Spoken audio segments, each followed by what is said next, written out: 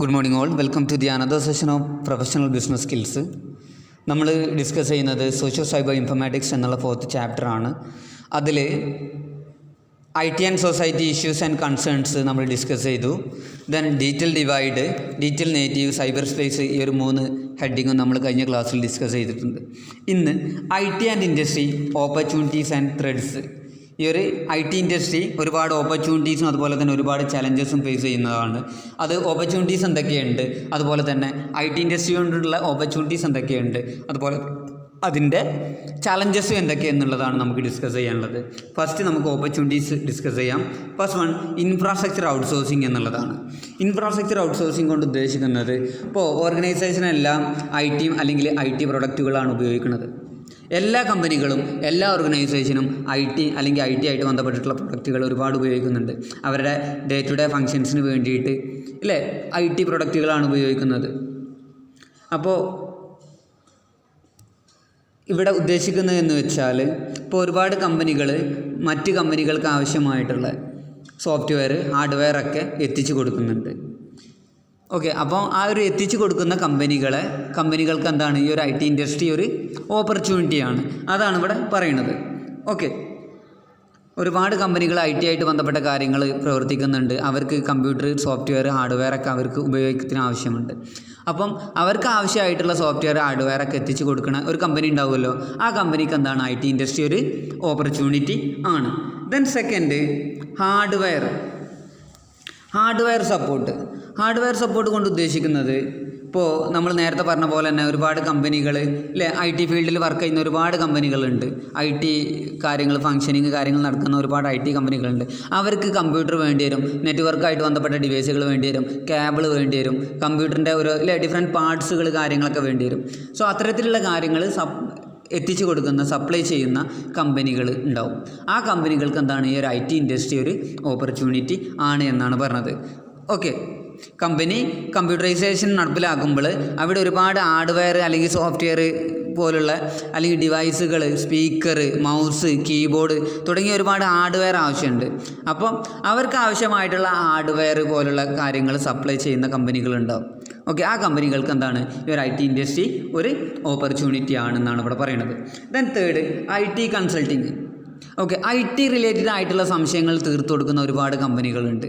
Okay, software related ആയിട്ടുള്ള സംശയങ്ങൾ തീർത്തു കൊടുക്കുന്ന ഒരുപാട് കമ്പനികളുണ്ട്. അപ്പോൾ അത്തരത്തിലുള്ള കമ്പനികൾക്ക് എന്താണ്, ഈ ഒരു IT ഇൻഡസ്ട്രി ഒരു ഓപ്പർച്യൂണിറ്റിയാണ്. ഇപ്പോൾ ബിസിനസ് ഓർഗനൈസേഷന് അവരുടെ ഒബ്ജക്റ്റീവ്സ് അച്ചീവ് ചെയ്യാൻ എങ്ങനെ ഇൻഫർമേഷൻ ടെക്നോളജി ഉപയോഗിക്കുക, എങ്ങനെ ഡിജിറ്റൽ മാർക്കറ്റിംഗ് ഉപയോഗിക്കുക, എങ്ങനെ ഓൺലൈൻ ആർട്ടിഫിഷ്യൽ ഇൻ്റലിജൻസ് ഉപയോഗിക്കുക തുടങ്ങിയ കാര്യങ്ങളൊക്കെ ഉണ്ടാവും. അപ്പോൾ ആ കാര്യങ്ങളൊക്കെ എങ്ങനെ ഉപയോഗിക്കാൻ തുടങ്ങിയ അഡ്വൈസ് നൽകുന്ന ഓർഗനൈസേഷന് എന്താണ്, ഈ ഒരു IT ഇൻഡസ്ട്രി ഒരു ഓപ്പർച്യൂണിറ്റീസാണ്. ഓക്കെ, ഓർഗനൈസേഷൻ്റെ ഡേ ടു ഡേ ഫങ്ഷൻസ് നടത്താൻ IT ഫെസിലിറ്റി അല്ലെങ്കിൽ IT ഡിവൈസുകൾ, സോഫ്റ്റ്വെയർ എങ്ങനെ ഉപയോഗിക്കണം എന്ന് പറഞ്ഞു കൊടുക്കുന്ന ഒരുപാട് കൺസൾട്ടിങ് കമ്പനികളുണ്ടാവും. ആ കമ്പനികൾക്ക് എന്താണ്, ഈ ഒരു IT ഇൻഡസ്ട്രി ഒരു ഓപ്പർച്യൂണിറ്റിയാണ്. Then business process outsourcing. എന്താണ് BPO? നമ്മൾ ഓൾറെഡി പഠിച്ച കാര്യങ്ങളാണ്. മറ്റുള്ള രാജ്യങ്ങളിലുള്ള കമ്പനികളുടെ വർക്കുകളൊക്കെ നമ്മളെ രാജ്യത്തു നിന്ന് ചെയ്യുക അല്ലേ. മറ്റുള്ള രാജ്യത്തെ കമ്പനികളുടെ വർക്കൊക്കെ നമ്മളെ രാജ്യത്തു നിന്ന് നമ്മൾ ചെയ്യുക. അതിനെയാണ് നമ്മൾ ബിസിനസ് പ്രോസസ് ഔട്ട്സോഴ്സിങ് കൊണ്ട് ഉദ്ദേശിക്കുന്നത്. ഓക്കെ, അത്തരത്തിൽ സർവീസ് പ്രൊവൈഡ് ചെയ്യുന്ന കമ്പനികൾ, BPO പ്രൊവൈഡ് ചെയ്യുന്ന ഒരുപാട് കമ്പനികളുണ്ട്. ഇപ്പോൾ വിദേശത്തുള്ള കമ്പനികളുടെ ഒരുപാട് കമ്പനികൾ നമ്മളെ കോഴിക്കോടുണ്ട്, അതുപോലെ തന്നെ കൊച്ചി, ഡൽഹി, ബാംഗ്ലൂർ പോലുള്ള ഒരുപാട് IT ഏരിയകളിൽ വർക്ക് ചെയ്യുന്നുണ്ട് പുറത്തെ കമ്പനികൾക്ക് വേണ്ടിയിട്ട്. ഫേസ്ബുക്കിന് വേണ്ടിയിട്ടൊക്കെ നമ്മൾ ഇന്ത്യയിൽ തന്നെ ഒരുപാട് കമ്പനികൾ വർക്ക് ചെയ്യുന്നുണ്ട് ഔട്ട്സോഴ്സിംഗ് ആയിട്ട്, BPO ആയിട്ട് ബന്ധപ്പെട്ട കാര്യങ്ങൾ. സോ അത്തരത്തിൽ BPO പ്രൊവൈഡ് ചെയ്യുന്ന കമ്പനികൾക്ക് ഈ ഒരു IT ഇൻഡസ്ട്രി എന്താണ്, ഒരു ഓപ്പർച്യൂണിറ്റി ആണ്. Then infrastructure and network integration service. എന്താണ് infrastructure and network integration service കൊണ്ട് ഉദ്ദേശിക്കുന്നത്? ബാങ്കുകളൊക്കെ നെറ്റ്വർക്ക് ഇൻ്റഗ്രേഷൻ നടപ്പിലാക്കുന്നുണ്ട്. ഇപ്പം നെറ്റ്വർക്ക് ഇൻ്റഗ്രേഷൻ കൊണ്ട് ഉദ്ദേശിക്കുന്നത്, ഇപ്പോൾ നമ്മളിപ്പോൾ ഏതെങ്കിലും ഒരു ബാങ്കിൽ പോയിട്ട്, നമുക്ക് ഏതെങ്കിലും ബാങ്കിൽ അക്കൗണ്ട് ഉണ്ടെങ്കിൽ ആ ഒരു പേരുള്ള വേറെ ഏതെങ്കിലും ബാങ്കിൽ പോയാലും നമുക്ക് നമ്മുടെ ഡീറ്റെയിൽസ് കളക്ട് ചെയ്യാൻ പറ്റും. ഓക്കെ, നമുക്ക് ട്രാൻസാക്ഷൻ നടത്താൻ പറ്റും.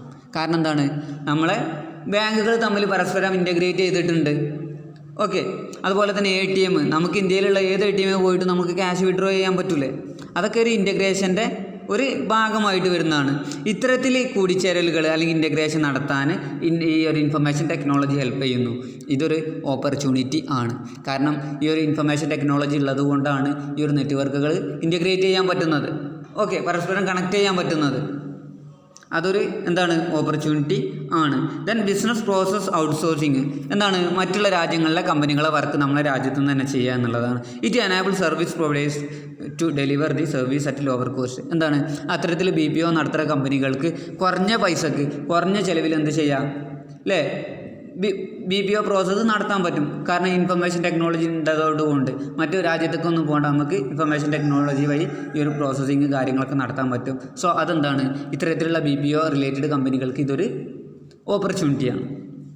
Then application and software related service എന്താണ്, ഇപ്പോൾ നമ്മുടെ നാട്ടിൻ പുറത്തുള്ള ഒരുപാട് ഷോപ്പുകൾ ഫുള്ള് കമ്പ്യൂട്ടറൈസ്ഡ് ആയിട്ടുണ്ട്. അപ്പോൾ അവർക്കൊക്കെ സോഫ്റ്റ്വെയറുകൾ വേണം അല്ലേ, ഈസി ബിസിനസ്, ആക്രോ ബിസിനസ്, അതുപോലെ തന്നെ ഗ്ലോസീസ് അല്ലേ, ഓരോന്നിനും ഡിഫറെൻ്റ് ആയിട്ടുള്ള ഒരുപാട് സോഫ്റ്റ്വെയർ ഉണ്ട് അല്ലേ. എൻ്റർപ്രൈസ് റിസോഴ്സ് പ്ലാനിംഗ് ആയിട്ട് ബന്ധപ്പെട്ട ഒരുപാട് സോഫ്റ്റ്വെയറുകളുണ്ട്. സിമ്പിളായിട്ടുള്ള സോഫ്റ്റ്വെയറുകൾ ഒരുപാടുണ്ട്. സോ അത്തരത്തിൽ സോഫ്റ്റ്വെയർ ക്രിയേറ്റ് ചെയ്യുന്ന അല്ലെങ്കിൽ സോഫ്റ്റ്വെയർ ഡെവലപ്പ് ചെയ്യുന്ന കമ്പനികൾക്ക് ഇതൊരു എന്താണ്, IT ഇൻഡസ്ട്രി ഒരു ഓപ്പർച്യൂണിറ്റിയാണ്. കാരണം അവർക്ക് സോഫ്റ്റ്വെയർ സപ്ലൈ ചെയ്യുക, അതുപോലെ തന്നെ അതിൻ്റെ തെറ്റുകൾ കാര്യങ്ങൾ കറക്റ്റ് ചെയ്യുക. അത്തരത്തിലുള്ള കമ്പനികൾക്ക്, സോഫ്റ്റ്വെയർ ഉണ്ടാക്കുന്ന കമ്പനികൾക്കൊക്കെ ഇതൊരു ഓപ്പർച്യൂണിറ്റി ആണ്. പിന്നെ സോഫ്റ്റ്വെയർ ആയിട്ടുള്ള മെയിൻ്റനൻസ് ആയിട്ട് ബന്ധപ്പെട്ട കമ്പനികൾക്കും ഇതൊരു ഓപ്പർച്യൂണിറ്റി ആണ്. പിന്നെ നമ്മൾ പറഞ്ഞത് അത്തരത്തിലുള്ള കമ്പനികൾക്ക് ലൈസൻസ് ഫീ കുറക്കുക, അതുപോലെ തന്നെ സോഫ്റ്റ്വെയർ ലൈസൻസിങ് പോലുള്ള കാര്യങ്ങളൊക്കെ ഉണ്ടാവും. അതുമായിട്ട് ബന്ധപ്പെട്ടിട്ടുള്ള കാര്യങ്ങൾക്കൊക്കെ എന്ത് ചെയ്യുക, കാര്യങ്ങൾ ഈ ഒരു IT ഇൻഡസ്ട്രി ഒരു ഓപ്പർച്യൂണിറ്റിയാണ്. ദെൻ ഹാർഡ്വെയർ, നമ്മൾ നേരത്തെ പറഞ്ഞാണ് ഹാർഡ്വെയർ സപ്ലൈ ചെയ്യുന്ന കമ്പനികൾക്ക് അല്ലെങ്കിൽ ഹാർഡ്വെയർ ഉണ്ടാക്കുന്ന കമ്പനികൾക്കൊക്കെ ഈ ഒരു IT ഇൻഡസ്ട്രി ഒരു ഓപ്പർച്യൂണിറ്റിയാണ്. ദെൻ പേഴ്സണൽ കമ്പ്യൂട്ടേഴ്സ്, നമ്മൾ നേരത്തെ പറഞ്ഞ മൊബൈൽ, ലാപ്ടോപ്പ് ഒക്കെ ടാബൊക്കെ സപ്ലൈ ചെയ്യുന്ന അല്ലെങ്കിൽ അത്തരത്തിലുള്ള ഒരു തേർഡ് പാർട്ടി സപ്ലൈ ചെയ്യുകയാണെന്നുണ്ടെങ്കിൽ അല്ലേ, അവർ സപ്ലൈ ചെയ്യുന്ന കമ്പനികൾക്ക് ഇതൊരു ഓപ്പർച്യൂണിറ്റിയാണ്. ദെൻ നെറ്റ്വർക്ക് എക്യുപ്മെൻറ്റ് പറഞ്ഞാൽ ഹബ്ബ്, റൗട്ടർ പോലുള്ള കാര്യങ്ങളൊക്കെ സപ്ലൈ ചെയ്യുന്ന കമ്പനികൾക്ക് ഇതൊരു ഓപ്പർച്യൂണിറ്റി ആണ്.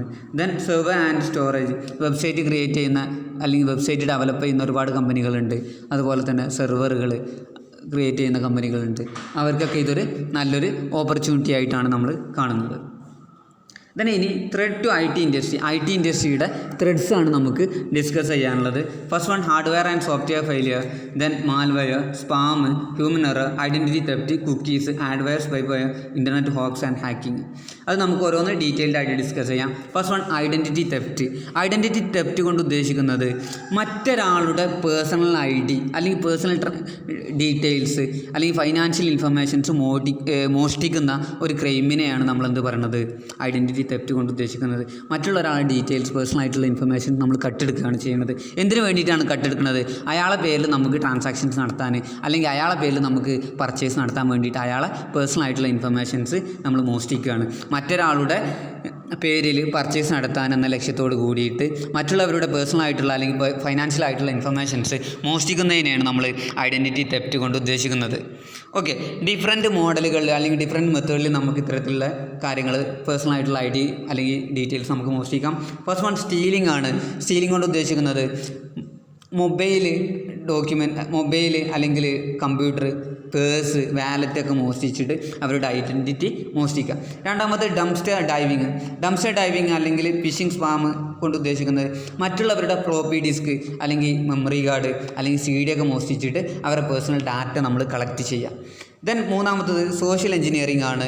ഒരാളുടെ കോൺഫിഡൻഷ്യൽ ആയിട്ടുള്ള ഇൻഫർമേഷൻസ് ഫോണിലൂടെയോ മെയിലിലൂടെയോ പോസ്റ്റലിലൂടെയോ ഒക്കെ നമ്മൾ നേടുക, നമ്മൾ കളക്ട് ചെയ്യുക. ദെൻ നാലാമത്തത് ഷോൾഡർ സർഫിങ്, മറ്റുള്ള ഒരാളെ തോളത്ത് നിന്നാണ്ട് നമ്മൾ ഓൻ എന്തൊക്കെ ചെയ്യണമെന്ന് മനസ്സിലാക്കിയിട്ട് എന്ത് ചെയ്യുക, നമ്മളത് മനസ്സിലാക്കി വെക്കുക. പിന്നെ ഓൻ്റെ IDs കാര്യങ്ങളൊക്കെ എടുത്തിട്ട് നമ്മൾ അതിൻ്റെ പേരിൽ നമ്മൾ ട്രാൻസാക്ഷൻ നടത്തുക. ദെൻ ഹാക്കിംഗ് കൊണ്ട് ഉദ്ദേശിക്കുന്നത് മറ്റൊരാളുടെ പെർമിഷൻ ഇല്ലാതെ അവരുടെ ഡിവൈസ് നമ്മൾ ഉപയോഗിക്കുക അല്ലെങ്കിൽ അവരുടെ ഡിവൈസിലേക്ക് നമ്മൾ എൻ്റർ ചെയ്യുക എന്നുള്ളതാണ്. വൈറസ് പ്രോഗ്രാംസ് പോലുള്ള കാര്യങ്ങളൊക്കെ നമ്മൾ അതിലേക്ക് സെൻഡ് ചെയ്തിട്ട് അവരുടെ ഡാറ്റ മോഷ്ടിക്കുക എന്നുള്ളതാണ്. ദെൻ സ്പാം കൊണ്ട് ഉദ്ദേശിക്കുന്നത് നമ്മൾ ഇമെയിൽ ഓപ്പൺ ചെയ്താൽ ഒരുപാട് മെസ്സേജുകളായിട്ട് ബൾക്കായിട്ട് വന്നിട്ടുണ്ടാകും അല്ലേ, ചില കമ്പനികളിൽ നിന്ന് അല്ലെങ്കിൽ ചില ID നിന്നൊക്കെ ബൾക്കായിട്ട് നമുക്ക് ഒരുപാട് മെസ്സേജ് വന്നിട്ടുണ്ടാകും. അതിനെയാണ് സ്പാം കൊണ്ട് ഉദ്ദേശിക്കുന്നത്. Spam refers to the use of electronic message system to send out unrequested unwanted message in bulk അല്ലേ. ഒരാളുടെ IDയിലേക്ക് അനാവശ്യമായിട്ട് അല്ലെങ്കിൽ അവർക്ക് ആവശ്യം ഇല്ലാത്ത ഒരുപാട് മെസ്സേജുകൾ ഇങ്ങനെ സെൻഡ് ചെയ്യുക. ഓക്കെ, അത് ചിലപ്പോൾ അഡ്വർടൈസ്മെൻറ്റിന് വേണ്ടിയൊക്കെ ആയിരിക്കാം. അതിനെയാണ് നമ്മൾ സ്പാം കൊണ്ട് ഉദ്ദേശിക്കുന്നത്. നമ്മളെ മെയിൽ തന്നെ തുറന്നാൽ ചിലപ്പോൾ നമുക്ക് കാണാൻ കഴിയും ഡിഫറൻ്റ് ആയിട്ടുള്ള ഐഡികളിൽ നിന്ന് ഒരുപാട് അല്ലേ കണ്ടിന്യൂസ് ആയിട്ട് പിന്നെയും ഒരുപാട് മെയിൽ വന്നിട്ടുണ്ടാവും. അതിനെയാണ് നമ്മൾ സ്പാം കൊണ്ട് ഉദ്ദേശിക്കുന്നത്. ദെൻ അത്തരത്തിൽ റിപ്പീറ്റഡ് ആയിട്ട് വരുന്ന അൺവാണ്ടഡ് ആയിട്ടുള്ള മെസ്സേജുകളെയാണ് നമ്മൾ സ്പാം കൊണ്ട് ഉദ്ദേശിക്കുന്നത്. ഓക്കെ, അത് ചിലപ്പോൾ അഡ്വർടൈസ്മെൻറ്റിന് വേണ്ടി ആയിരിക്കാം, അല്ലെങ്കിൽ നമ്മളെ പേഴ്സണൽ ആയിട്ടുള്ള ഡാറ്റ കളക്ട് ചെയ്യാൻ വേണ്ടിയിട്ടൊക്കെ ആയിരിക്കാം. Okay, then spam include unwanted electronic communication generally commercial in nature. പൊതുവേ അത് അഡ്വർടൈസ്മെൻ്റ് ആയിട്ടാണ് വരല്, കാരണം അൺവാണ്ടഡ് ആയിട്ടുള്ള മെസ്സേജ് സെൻഡ് ചെയ്യുന്നതിനാണ് ഇത് പറയുന്നത്. Then methods to avoid spam avoid ചെയ്യുന്ന അല്ലെങ്കിൽ അവോയ്ഡ് ചെയ്യാനുള്ള മെത്തേഡ്സുകളാണ് നമുക്ക് ഡിസ്കസ് ചെയ്യാനുള്ളത്. ഫസ്റ്റ് വൺ ബ്ലാക്ക് ലിസ്റ്റ് കൊണ്ട് ഉദ്ദേശിക്കുന്നത് എന്ന് വെച്ചാൽ അത്തരത്തിൽ മെസ്സേജ് വരുന്ന ഐഡികളെ നമ്മൾ ബ്ലോക്ക് ചെയ്യാം, അല്ലെങ്കിൽ ബ്ലാക്ക് ലിസ്റ്റിൽ നമുക്ക് ഉൾപ്പെടുത്താൻ പറ്റും. ഓക്കെ, എന്നാൽ അത്ര ബ്ലോക്ക് ചെയ്താൽ അല്ലെങ്കിൽ നമ്മൾ ബ്ലാക്ക് ലിസ്റ്റിൽ ഉൾപ്പെടുത്തിയാൽ പിന്നെ അത് നമുക്ക് മെസ്സേജ് വരില്ല. ദെൻ രണ്ടാമത്തത് ഫിൽറ്ററിങ് സിസ്റ്റമാണ്. നമുക്ക് ഇമെയിലൊക്കെ ഫിൽറ്ററിങ് പറഞ്ഞിട്ടുള്ള ഒരു ഓപ്ഷൻ ഉണ്ട്. നമുക്ക് വേണ്ട മെസ്സേജ് വേണ്ടാത്ത മെസ്സേജൊക്കെ നമുക്ക് എന്ത് ചെയ്യാം, ഫിൽറ്റർ ചെയ്യാം. സോ നമുക്ക് വേണ്ട മെസ്സേജിനെ മാത്രം നമുക്ക് കാണാനും അൺവാണ്ടഡ് ആയിട്ടുള്ള അല്ലെങ്കിൽ നമുക്ക് ആവശ്യമില്ലാത്ത മെസ്സേജുകളെ മറ്റൊരു ഫോൾഡറിലേക്ക് ആക്കാനുള്ള ഓപ്ഷൻസ് ഈ ഒരു മെയിലുണ്ട്. സോ അത് യൂസ് ചെയ്യുക എന്നുള്ളതാണ്. ദെൻ ലീഗൽ അപ്രോച്ചസ് എന്താണ്, നമ്മൾ ലീഗലായിട്ടുള്ള അപ്രോച്ചസിലൂടെ ഇത്തരത്തിലുള്ള സ്പാം അല്ലെങ്കിൽ അൺവാണ്ടഡ് ആയിട്ടുള്ള മെസ്സേജുകളെ നമുക്ക് അവോയ്ഡ് ചെയ്യാം. ദെൻ നാലാമത്തത് സെപ്പറേറ്റ് ഇമെയിൽ അക്കൗണ്ട്. നമുക്ക് എന്ത് ചെയ്യാം, സെപ്പറേറ്റ് ആയിട്ടുള്ള ഇമെയിൽ അക്കൗണ്ട് ക്രിയേറ്റ് ചെയ്യാം. നമ്മൾ പേഴ്സണൽ യൂസിന് വേണ്ടി വേറൊരു അക്കൗണ്ട്, ഒഫീഷ്യൽ യൂസിന് വേണ്ടിയിട്ട് വേറൊരു അക്കൗണ്ട്, അതുപോലെ തന്നെ നമുക്ക് യൂസ് ചെയ്യാൻ വേണ്ടിയിട്ട് ഒരു പബ്ലിക് അക്കൗണ്ട്, അത്തരത്തിലുള്ള രീതിയിൽ നമുക്ക് അക്കൗണ്ട് ഉണ്ടാക്കിയാൽ ഇത്തരത്തിലുള്ള സ്പാം നമുക്ക് ഒഴിവാക്കാം. നമ്മൾ പേഴ്സണൽ ഡാറ്റ അല്ലെങ്കിൽ നമ്മൾ ഒഫീഷ്യലായിട്ടുള്ള ഇൻഫർമേഷൻസ് കിട്ടാതെ വെക്കണമെന്നൊക്കെ നമ്മൾക്ക് എന്ത് ചെയ്യാം, രക്ഷപ്പെടാം. Then question when filing out online ഫോമുകൾ നമ്മൾ ഒരുപാട് ഏതെങ്കിലും വെബ്സൈറ്റിലൊക്കെ കയറിയാൽ നമുക്ക് എന്ത് വരും, ഒരുപാട് ഇത്തരത്തിലുള്ള ഇൻഫർമേഷൻസ് മെയിൽ സെൻഡ് ചെയ്യാനുള്ള ഓപ്ഷൻസ് വരാറുണ്ട്. സോ അത്തരത്തിലുള്ള സ്ഥലങ്ങളിലൊക്കെ നമ്മൾ എന്ത് ചെയ്യുക, മെയിൽ ഐ.ഡികൾ നമ്മൾ ഒഫീഷ്യലായിട്ടുള്ള ഐ.ഡികൾ നമ്മൾ എൻ്റർ ചെയ്യാതെ നിൽക്കുക. Okay, then 6 install firewall install ചെയ്യുക. ഫയർവാൾ പറഞ്ഞാൽ എന്താണ്, നമ്മളെ നെറ്റ്വർക്കിനെയൊക്കെ അൺഓതറൈസ്ഡ് ആയിട്ടുള്ള ആക്സസ് അല്ലെങ്കിൽ വൈറസ് എന്നൊക്കെ പ്രൊട്ടക്റ്റ് നൽകുന്ന ഒരു പ്രോഗ്രാമിനെയാണ് നമ്മൾ ഫയർവാൾ കൊണ്ട് ഉദ്ദേശിക്കുന്നത്. അത്തരത്തിലുള്ള ഫയർവാൾ എന്ത് ചെയ്യുക, നമ്മൾ ഇൻസ്റ്റാൾ ചെയ്യുക.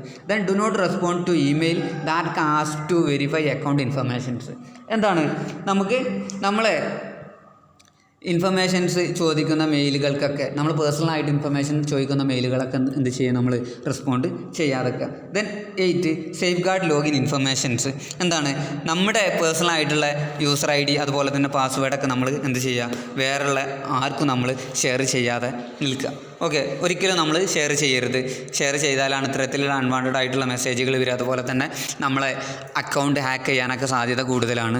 അത്തരത്തിൽ നമ്മളെ പേഴ്സണൽ ആയിട്ടുള്ള ഡീറ്റെയിൽസ് നമ്മൾ എവിടെ എന്ത് ചെയ്യുക, ഷെയർ ചെയ്യാതെ നിൽക്കുക. ഇതൊക്കെയാണ് ഇതിൻ്റെ എക്സാമ്പിൾ.